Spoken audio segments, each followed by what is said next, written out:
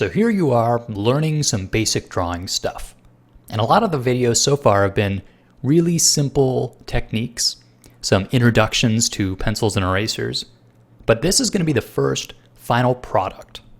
You could think of this as your first milestone on this journey towards learning to draw better.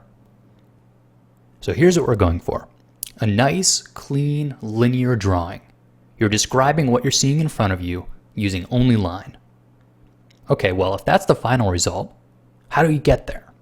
I've showed you a variety of different techniques, all of which kind of, in some ways, lead towards this final result. But what I didn't talk about is the way that those techniques can interact.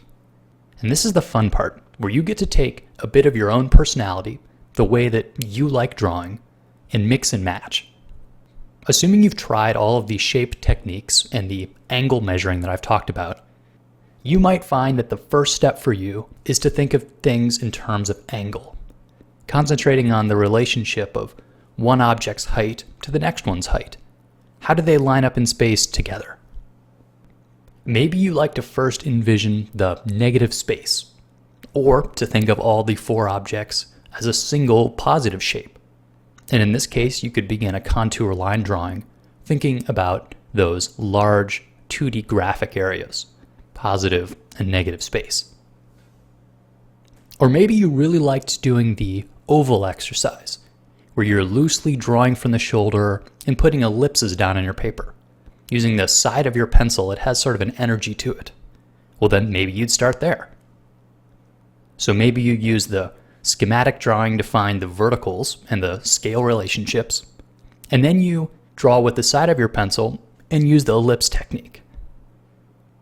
Or maybe you like thinking of the linear block-in technique. Maybe that just makes more sense to you.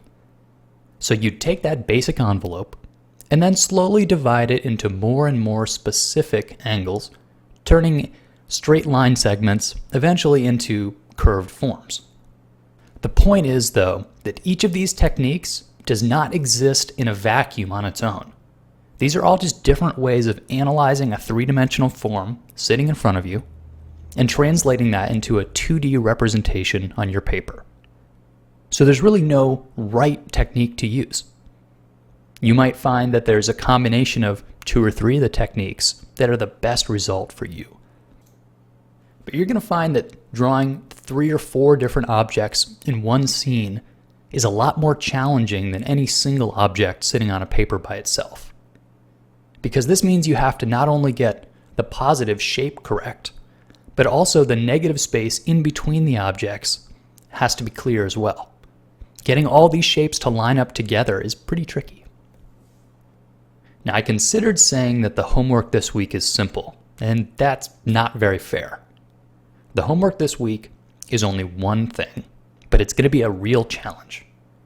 Drawing this simple still life is kind of like a midterm test. It's going to really see how much you've internalized about these various techniques. You should end up with a pretty clean line drawing, whether or not maybe you used blue pencil underneath or just straight graphite. Either way, the end result should be clean. I know I've said this before, but it is not going to be glamorous. This probably won't be a portfolio piece for you. But take a while with this and make it look really nice, because these are all important skills, even if the subject matter isn't particularly exciting. Good luck, guys. Thanks for watching.